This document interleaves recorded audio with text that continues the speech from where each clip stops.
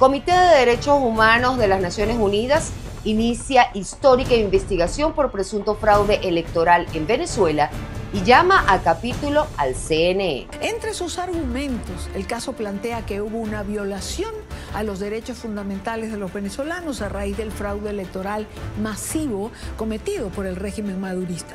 El comité dictó medidas provisionales urgentes, exigiendo la conservación de actas de escrutinio y demás materiales clave mientras se lleva a cabo la investigación. Se acerca el fin de este año y lo que parecía un temor lejano ya casi es una realidad. Todo indica que el dictador Nicolás Maduro va a seguir atornillado al poder en Venezuela. ¿Cuánta presión están ejerciendo los organismos internacionales para que el Consejo Nacional Electoral dé a conocer los resultados reales de la elección presidencial en Venezuela? ¿Qué fue lo que realmente sucedió el pasado 28 de julio en ese país? ¿Cómo se cometió el gran fraude? ¿Cuál es el futuro de Edmundo González y de María Corina Machado? ¿Y qué va a pasar en la próxima ceremonia de posesión presidencial en Venezuela el próximo 10 de enero? Bueno, para contestar esta y otras preguntas, otros temas y algunos posibles escenarios, hoy vamos a hablar con Juan Carlos del Pino, ex rector del Consejo Nacional Electoral de Venezuela, quien, siendo parte del organismo en las últimas elecciones, se negó a respaldar los anuncios oficiales. Y tras esa negativa, Juan Carlos del Pino sufrió persecuciones y amenazas que lo obligaron a salir de su país. Y hoy me acompaña desde Bogotá. Pero antes de comenzar a hablar con él, les recuerdo que pueden darle clic a la palabra suscribirse para que se unan a mi canal en YouTube. Es un gran apoyo que lo agradezco de corazón. Seguimos creciendo y eso es gracias a ustedes. Y también me pueden encontrar en formato podcast por Spotify.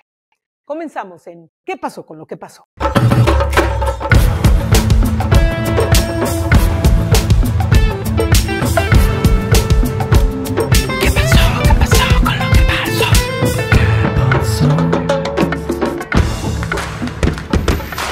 Le quiero entonces dar la bienvenida al programa ¿Qué pasó con lo que pasó? Al ex rector del Consejo Nacional Electoral de Venezuela, el señor Juan Carlos del Pino.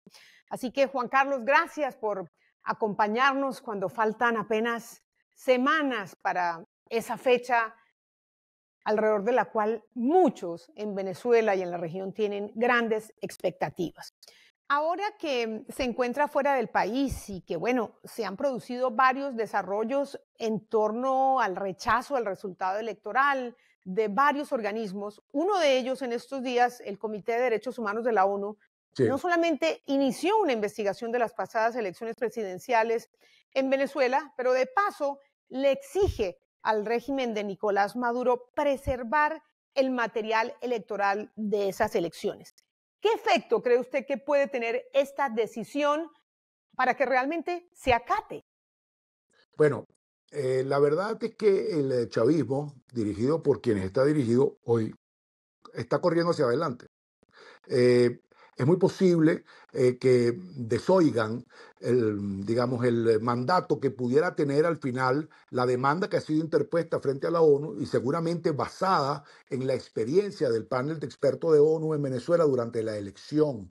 Pero sin embargo, eso da, digamos, una entrada como atravesar un umbral de decisiones alrededor, digamos, del resultado electoral venezolano, sobre todo con vistas al 10 de abril, en donde la comunidad internacional pueda entender que en Venezuela se virló la voluntad popular, que en efecto hay constancia no solamente en actas, sino lo que vivimos varios de nosotros, más testigos, más miembros de mesa, más miembros del Plan República, que está integrado y formado por militares a través del CUFAN, organizado alrededor del cuidado de las elecciones, que avasalladoramente la oposición, o mejor dicho, el pueblo venezolano decidió cambiar radicalmente la forma en cómo es dirigido su destino en estos momentos. Así que yo saludo no solamente demanda que se incoa frente al proceso de los derechos humanos de la ONU con respecto al resultado electoral, el fraude,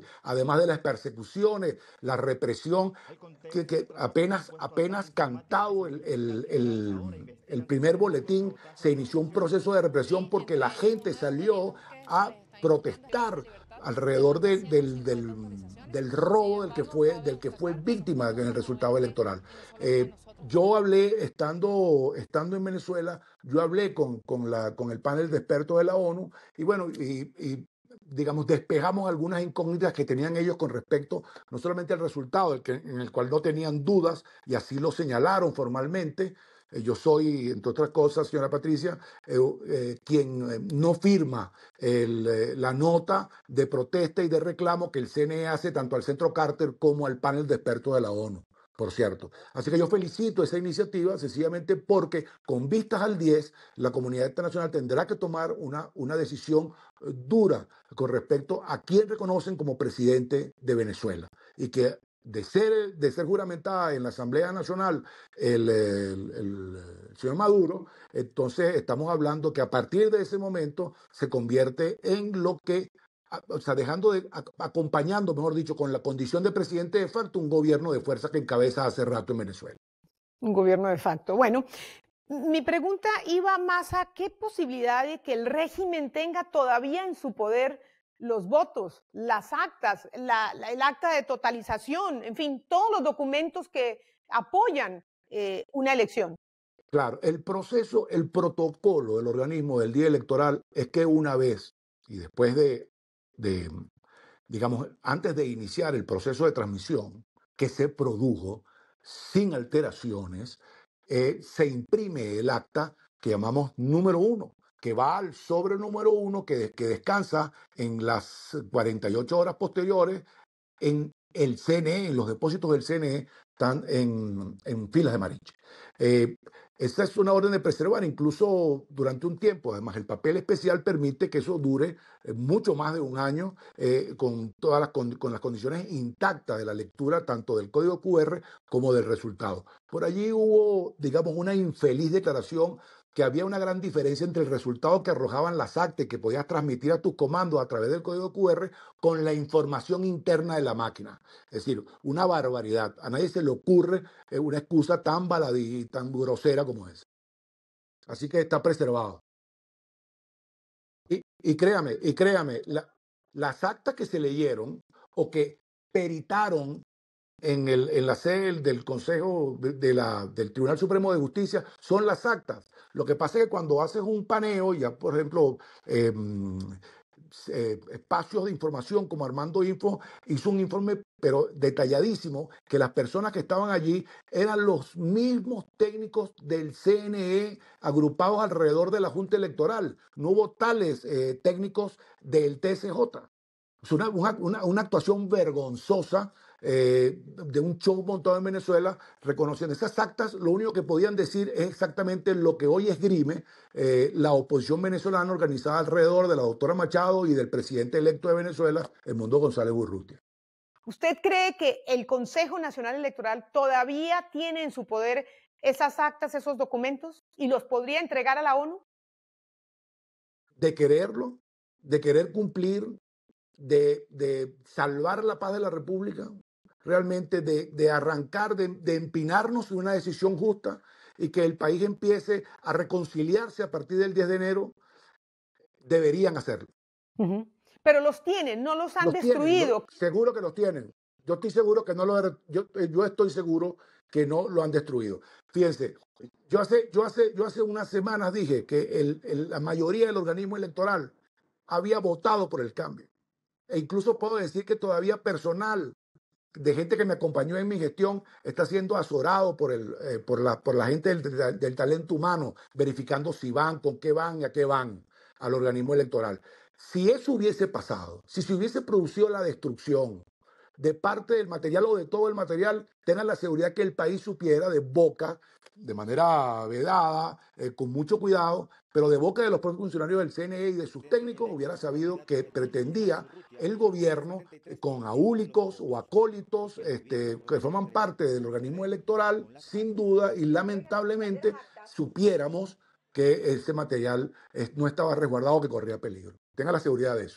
Vamos por partes. ¿Qué otros documentos físicos deben preservarse en una elección y por cuánto tiempo? ¿Qué dice la legislación venezolana? No, tenemos la instrucción de preservar. Cuando se producen elementos que contradigan digamos, la decisión electoral, obviamente se acude al organismo para que se constate eso. Es por eso que la gente viene reclamando hace 4 meses, técnicos, expertos, dirigentes políticos, vienen reclamando que se publiquen las actas como siempre parecía entre el momento cero y las próximas 24, 36 horas que se publicaba desglosadamente cada resultado en cada mesa del país. Entonces, no había necesidad de acudir, digamos, en lo inmediato al sobre número 1 y a la constancia que arroja el acta, que ahí está conservada en el sobre número 1. La legislación venezolana contempla que eso cuando se producen las impugnaciones, bueno, puedas acudir a ellas. Pero hasta esta elección, y bueno, y por supuesto, como ya han dicho algunos analistas políticos y periodistas avesados en la República, que han dicho que la actividad del 3 de diciembre del año pasado con respecto al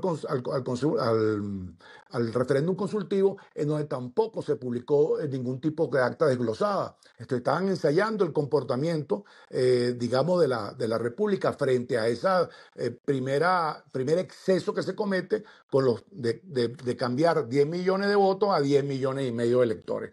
El caso es que la legislación permite que se impugnen las elecciones y los sistemas de probanza que están en esas actas que se establezcan, se activen, pero normalmente, como parte del protocolo ordinario y el procedimiento ordinario, se publican los resultados desglosados mesa por mesa en las 24 entidades federales de la República. ¿Cuánto tiempo, de acuerdo a la legislación venezolana, debe preservarse los votos físicos y las actas, según la legislación venezolana? No, es que queda establecido que se preserva, no se destruye. Que se preserva eso. Eso se preserva, eso no se destruye.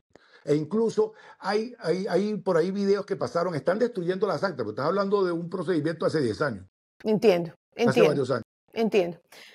Ahora, con la perspectiva del tiempo y de la distancia, usted se encuentra fuera del país. ¿Cómo se cometió el fraude? Usted me acaba de decir que si se hubiesen destruido las actas, funcionarios del CNE que votaron por el cambio lo habrían denunciado.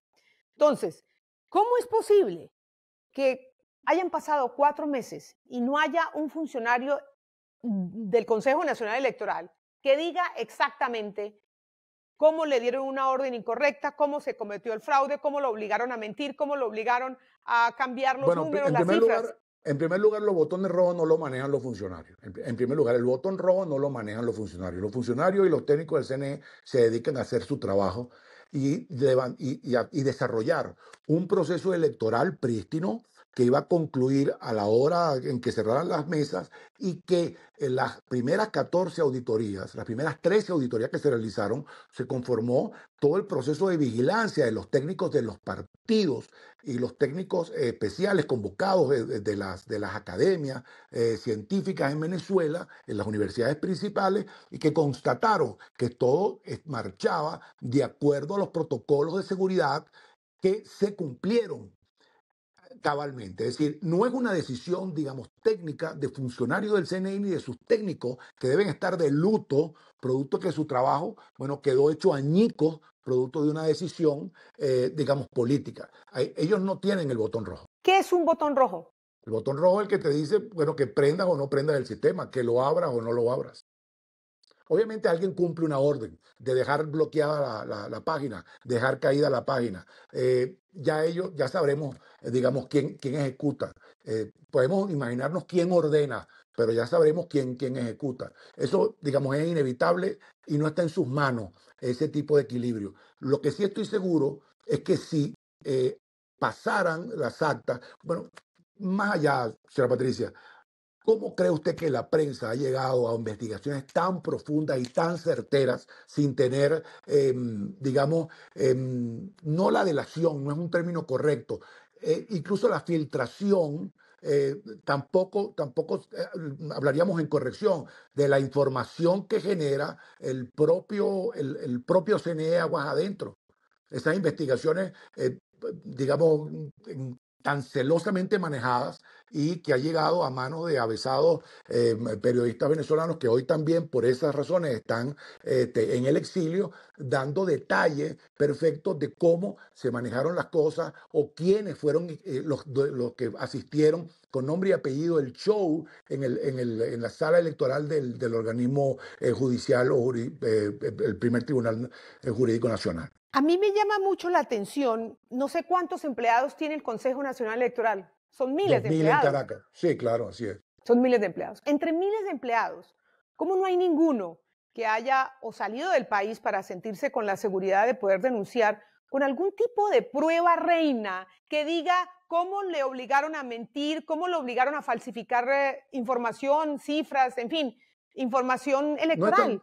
No es tan difícil, señora Patricia. Yo le puedo decir, por ejemplo, que cómo averiguamos nosotros, cómo el país sabe, cómo organismos internacionales saben, cómo el Centro Carter o el panel de expertos de la ONU sabe, por ejemplo, que técnicos de partidos y técnicos del CNE participaron en unas horas medio agónicas en las salas de transmisión número 1 y número 2, que no lo dejaron ir al baño, que no lo dejaron salir sino a tiempo tarde, sin seguridades, y que en ese momento se constata, además de un acta levantada, de ambas actas levantadas, en donde no se evidencia el hackeo. Cosas así pasaron, cosas así se saben, porque algunos de esos funcionarios nos hicieron saber de esas circunstancias y algunos están fuera del país.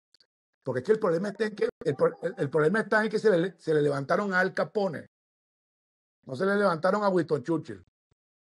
Una cosa es decir que no hubo hackeo, otra cosa es demostrar con algún tipo de información que hubo un fraude, que lo que está informando el CNE en su boletín que le da el triunfo a Maduro de manera fraudulenta es falso. Entonces digo, debe haber un pacto de silencio, no solamente en el CNE, en el Tribunal Supremo de Justicia. No, y de terrorismo. Los señores del CNE, entre ellos, pues una persona a la que la conozco hace muchísimos años, bueno, son cooptados, han sido cooptados. O sea, llegar a esa decisión después de revisar las actas que vieron ellos mismos y decir que ratifican el anuncio número 1 y número 2 del Consejo Nacional Electoral, ya ustedes saben que en manos de quienes estamos. Pero todo esto que se ha ido develando y que deja en claro cómo sucedieron las cosas, incluso la propia actuación de uno.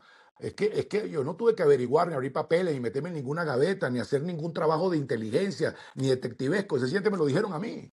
A mí me lo dijeron. Digamos... Los técnicos le dijeron que el resultado indicaba que ganaba Edmundo González. A mí me lo dijeron. Queremos que nos acompañe. La oposición está ganando y queremos que nos acompañe en ese pequeño detalle, pues, de virlarle las elecciones al pueblo venezolano. A mí me lo dijeron. Ahora, a mí me sorprende cómo no hay más personas como ese funcionario que públicamente, fuera del país o a través de alguna prueba, de alguna fotografía, indique y pruebe, ¿no?, que el fraude fue monumental, que el robo fue, o sea, clarísimo. Y estoy seguro que en cualquier momento esa información llegará y se hará pública al mundo entero. La primera de ellas, que una gran connotación, con un gran peso, es justamente la tenencia de las actas y de porcentajes, digamos, estadísticamente muy importantes. Fueron a la reunión de la EO y han ido a varios congresos en Latinoamérica y en el mundo. eh, que son las actas, perfectamente además validadas. Claro, Y claro, hay eso otras está muchas cosas, demostrado. o Eso sea, está demostrado. demostrado. Así es. Ah, por cierto, que esas actas también, mire, no es mentira ni una exageración de nadie de la oposición que diga que unos dicen que en la mañana se dio la instrucción a los operadores OSI, es decir, los operadores de la máquina y del captahuella para ejercer el voto de cada ciudadano, le dieron la instrucción de no entregar las actas. Tenía muchos más días que eso giraba. Algunos partidos políticos se comunicaron conmigo a establecerme que estaba rodando esa especie. Por supuesto, cuando uno preguntaba un poco en tono de reclamo, le decían que eso era imposible, que tenía la instrucción de entregar, de guardar la número uno en el sobre número uno que venía a Caracas y de entregarle a los tres primeros partidos, entregarle a cada uno sus actas, además del presidente de la mesa y del representante del Plan República y del coordinador del centro. Ahora, eso no era mentira y eso se produjo y es por eso que hay un porcentaje muy pequeño de que no se tienen actas. Las actas las entrega el funcionariato electoral, es decir, el operador. Las actas le entregan funcionarios del Plan República, señora Patricia. Juan Carlos, en la sala de totalización a la que usted no Es decir, asistió porque se que había negó, venezolanos decididos a que el cambio se verificara, cualquiera fuera la tendencia. en la sala de totalización a donde usted no asistió porque usted sabía que iban a manipular esos resultados o porque el funcionario que le contó que el voto era mayoritariamente a favor de Edmundo González, pues Me dijo que no se iba a totalizar, exacto. Entonces, así sencillo. no se iba a totalizar, o sea que nadie vio nunca una totalización, incluso en la sala de totalización, porque escúcheme un minutito, déjeme le hago la siguiente pregunta. Vimos una foto, que no sé si es verdadera o falsa, de un funcionario dentro de alguna sala del Consejo Nacional Electoral con varias pantallas detrás que le daban el triunfo a Edmundo González. ¿Eso existió? Esa no es una sala de totalización. Esa no es ninguna de las dos salas de totalización del CNE. Esa no es. Formaba parte de este proceso de información y que en lo que a veces no solamente el gobierno, sino nosotros mismos hacemos que rueden, pero ni ese muchacho trabaja en el CNE, ni esas personas son técnicos de los partidos, ni tampoco son técnicos del CNE. Incluso las salas son mucho más eh, mejor dotadas que esa que enseñaron. O sea que nunca se totalizó nada, porque el régimen ya sabía que perdía. ¿Cómo se hizo el fraude? Básicamente la pregunta que le quiero hacer es, ¿cómo se hizo entonces el fraude? Sencillamente, 4 personas decidieron hacer el protocolo de que subía a totalización a la sala número 1. Por cierto, que funcionarios y técnicos del CNE y técnicos de los partidos políticos vieron pasar a los 4 rectores por un lado y después devolverse para bajar por el famoso peralte para dar las indicaciones. Ahí jamás se hizo la totalización. Cuando tú vas transmitiendo, sabes cuántas máquinas están transmitiendo y qué están transmitiendo.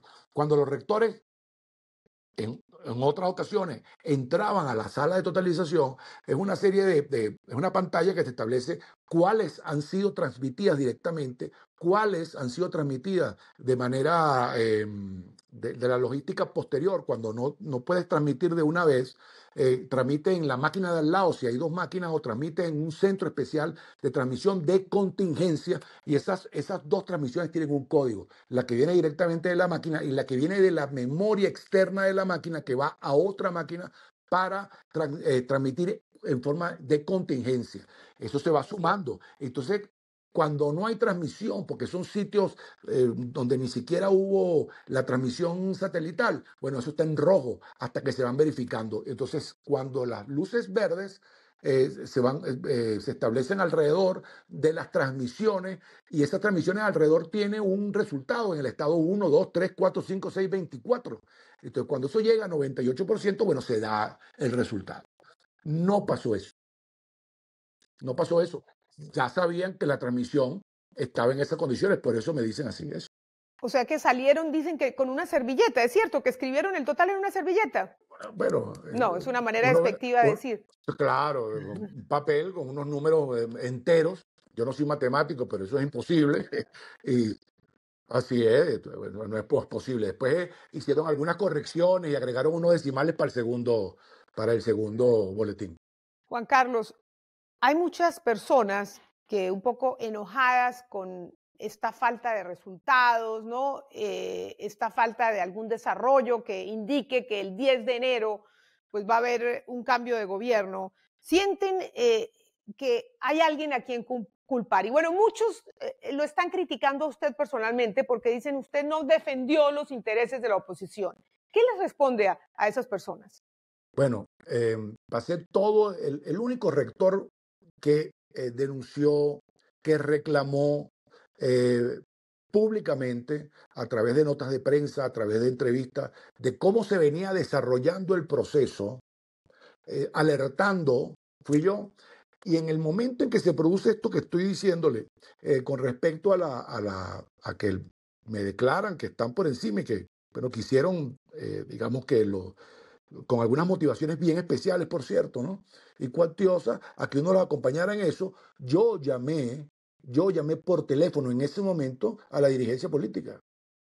Yo llamé al jefe del partido de la postulación primaria del candidato en ese momento, el presidente electo Edmundo González Urrutia. Llamé al secretario privado, el que se encargaba de sus asuntos políticos, también del candidato. Llamé a otros comandos y llamé a un dirigente político, Henry Ramón Ayub, para decirle que estaban proponiendo subir y cantar una elección que ya estaba, digamos, cantar unos resultados que ya estaban tomados y que daban de ganador a Nicolás Maduro. Que por cierto, el único que me dijo, no es posible que tú vayas a avalar eso, fue Henry Ramos, por cierto. Claro, claro, y además usted estaba pues en minoría, ¿no? Entre todos los rectores, pues obviamente. Siempre, en el papel éramos minoría, señora Patricia. En el papel éramos minoría, éramos 3-2. Resultó que ese día éramos 4-1. Sencillamente yo lo que dije es que yo no podía estar allí, que no podía estar allí. Lo que yo declaré, y también en una gran nota en una nota que le hice a la Nación, una declaración que le hice a la Nación, era que los argumentos que me daban a mí para producir la declaración era, bueno, que habían hackeado, se demostró después que no, que apenas la transmisión se había detenido en el 50 y algo por ciento, y que entonces, bueno, con esas cantidades podían darse un anuncio con el 56 y algo por ciento y era lo que yo me niego en primero, digamos, en principio. O sea, los argumentos, yo estaba construyendo mi salida, ya negándome, repito, en que no te le estás enfrentando a un peluche o a unas hermanitas descalzas de la caridad, te estás enfrentando a una gente bien dura, y yo todavía no creía, señora Patricia, que a mí me iban a dejar salir del CNE, y yo salí caminando del CNE, caminando a esa hora del CNE. Claro, me alcanzaron y me llevaron hasta mi casa, pero fue así. Y fue así. Y es por eso que temí en esa tercera reunión que se iba a tener en el organismo, que poniéndome a jurar, porque iba a decir, iba a repetir lo mismo, no estoy de acuerdo, no me voy a hacer parte de esto. Bueno, que esta vez no me iban a mí a dejar ir como me dejaron ir, pues, ¿no? Juan Carlos, rumbo al 10 de enero, que se supone es la fecha en la que Nicolás Maduro debería entregar el poder al presidente electo Edmundo González. Edmundo González ha dicho que va a regresar a Venezuela y que va a tomar posesión. ¿Qué expectativas reales hay frente a este cambio de gobierno, frente a esta fecha? ¿Qué puede pasar? ¿Cuáles son los escenarios? Bueno, señora Patricia, hay dos escenarios: que en efecto vaya, que se estén produciendo algunos movimientos en Venezuela, conversaciones, negociaciones, con sectores importantes, y en comillas sectores importantes. Yo sé que usted me entiende y el país me entiende, y su audición o su auditorio me entiende, y que pudiera esto traer como resultado que en efecto puede entrar con garantía el presidente electo y sea juramentado por la Asamblea Nacional. Pero hay cosas, a mi juicio, que se han dejado varadas, porque es que jurídicamente esa Asamblea Nacional debe escuchar el mandato del Consejo Nacional Electoral, que en un momento, el 28 de julio o el 29 de julio, en horas de la mañana, proclamó como ganador a Nicolás Maduro. Entonces, la primera expectativa que tenemos que cumplir es que el país o la institución, y no me refiero a que el CNE recoja, que desproclame a Maduro, que ha debido hacerlo el día justamente el 30 o el 2 de agosto o el 3 de agosto, de proclamarlo mientras resolvíamos las diferencias, mientras se constataban y se peritaban efectivamente las actas de la oposición con las actas del sobre número 1 que tenemos nosotros en el organismo deber de preservar, ¿no? Sino que ha debido después proclamarse a él y que le naciera el derecho al doctor González Urrutia de ser juramentado por la Asamblea Nacional. Yo he dejado que usted me llame porque en la práctica soy el rector, no estoy cumpliendo funciones, pero pero mi destitución no cumplió con los protocolos correctos, así que yo me siento parte de la institución venezolana y en nombre de esa institución y del artículo venezolano de la Constitución Nacional que establece que cada venezolano investido o no de autoridad debe hacer respetar la letra constitucional, yo como miembro del organismo electoral venezolano, yo proclamo a Edmundo González Urrutia y exhorto a la Asamblea Nacional a que lo juramente el 10 de enero. Y eso, las posibilidades de que eso suceda son mínimas. Bueno, esto por supuesto va a causar hilaridad lo que le estoy diciendo. Ya los que vienen criticándome, bueno, hoy pueden hacer una chanza, memes, burlas, pero es la verdad. Nosotros creemos que el doctor Urrutia tiene que estar proclamado y que se exhorte a la Asamblea Nacional a darle cumplimiento a la voluntad popular del pueblo venezolano y juramentarlo el día 10 de enero en la mañana. Juan Carlos, si eso no sucede, ¿cuál cree usted que va a ser el efecto en la población? O sea, ¿van a criticar nuevamente a la oposición que no lograron su cometido, que no tenían una estrategia, que no tenían un plan?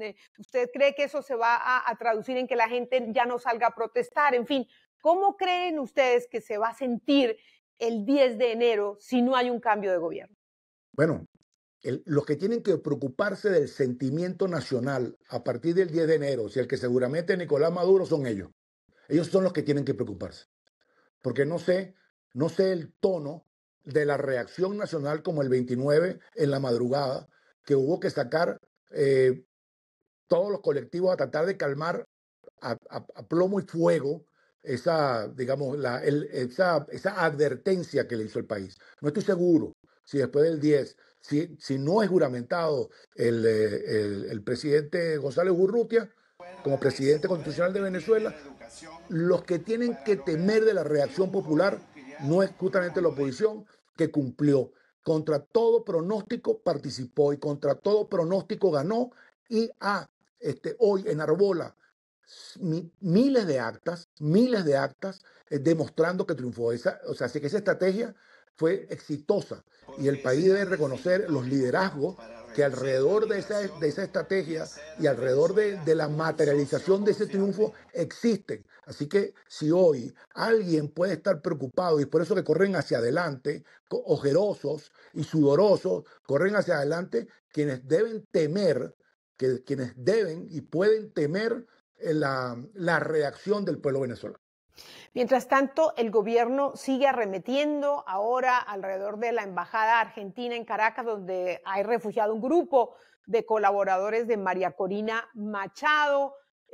Pareciera de gestadores del triunfo, porque son 6 personas que formaron parte medular, nerviosa del triunfo que se exhibe. Y entonces, bueno, son capaces de tomar esta decisión como ficha de cambio, porque cualquiera de las diligencias que sé que hacen organismos, individualidades internacionales alrededor de la situación de estos 6 héroes que están refugiados en la embajada argentina, y estoy seguro que la grosería de regreso en las solicitudes de cambalache deben ser tan grotescas que todavía no se ha podido producir eso. Amén de otros cantidad de héroes que están vinculados al triunfo que hoy están dando con su hueso en la cárcel, sin tocar el tema de menores de edad, de miembros de mesa, de testigos que fueron sacados de su casa incluso sin cubrir el menor de los pudores, se llevaron a mujeres en ropa interior.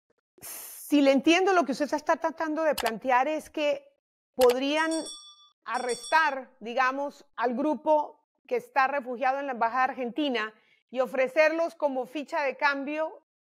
Pues que están arrestados. Sí. Es que están arrestados. sin agua, sin luz, absolutamente bajo un proceso de presión y de tortura, sin la menor duda. Bueno, es Pero una usted me ficha habló de como de cambio. una negociación. ¿A qué se refería No, no, concretamente? no, porque sé que hay gente preocupada, sé que hay gente llamando, sé que hay gente que está trabajando para que se expidan los salvoconductos, lo sé, además es público. De hecho, hay una gente. ¿El gobierno expediría los salvoconductos a cambio de qué, según su... Bueno, eso es lo que no sé, a cambio de qué ellos liberarían a estos, o le darían el salvoconducto a estos 6 venezolanos que están hoy siendo tratados de la manera más vil en la sede de la Embajada Argentina en Caracas. Por último, Juan Carlos, ¿qué podría cambiar con la llegada a la Casa Blanca de Donald Trump? Bueno, hay gente que cree que los nombramientos que ya ha realizado el presidente electo Trump, bueno, nos augura, digamos, buenas noticias, que pudiera ser un gobierno que se parara firme frente al desajuste nacional en Venezuela, a este robo de las elecciones, y hay gente esperanzada realmente y bien optimista alrededor de la conducta que el gobierno que se inaugura el 20 de enero en los Estados Unidos con respecto a Venezuela. Hay otros que creen que privan los intereses de los Estados Unidos y que esos intereses formarán parte de esa agenda y preservar pues los intereses, digamos, de suministro de petróleo a tiempo, en buen estado, de la mejor manera, bueno, pudiera ser un elemento,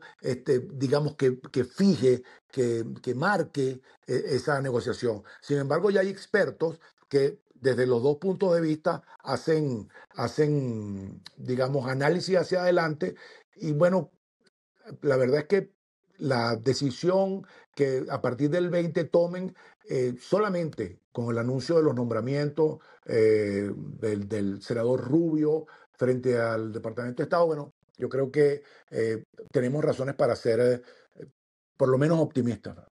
Optimistas. ¿Y cuál cree usted que será la reacción del pueblo venezolano después del 10 de enero, si Edmundo González no Bueno, toma mire, juramentación? en la medida que sea más silente, estamos hablando entonces de cosas subterráneas mucho más peligrosas. Es decir, yo repito, con esta frase no sé si concluimos, pero si alguien tiene que preocuparse es de la reacción y organización del pueblo venezolano frente a la consolidación del robo de su voluntad expresa el 28 o expresada el 28 de julio de este año. Muchísimas gracias por acompañarnos, ex rector Juan Carlos del Pino. Gracias por estar en ¿Qué pasó con lo que pasó? Ha sido un honor, señora Patricia. Son días cruciales en Venezuela rumbo al 10 de enero de 2025. Esa fecha marca el inicio de un nuevo periodo presidencial.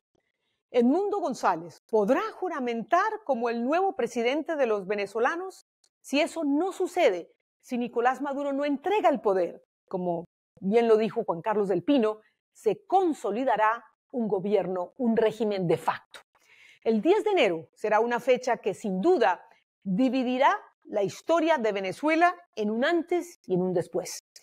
Es un escenario que pone a las fuerzas políticas frente a una situación donde se escala mucho más la lucha por defender y hacer respetar la voluntad popular. El régimen le apuesta al miedo, a la decepción, a la apatía y al cansancio. Pero ¿qué harán los venezolanos a partir de ese momento si Edmundo González no se posesiona? ¿Mantendrán activa su protesta y su exigencia para sacar del poder a un usurpador? A partir del 10 de enero sube mucho más la apuesta y se pone a prueba el verdadero talante de los venezolanos que estén dispuestos a llegar hasta el final para recuperar su democracia. Vamos a esperar. No se les olvide suscribirse en YouTube y seguirnos también en Spotify. Gracias por su compañía cada semana. Nos vemos en el próximo ¿Qué pasó con lo que pasó? Hasta entonces.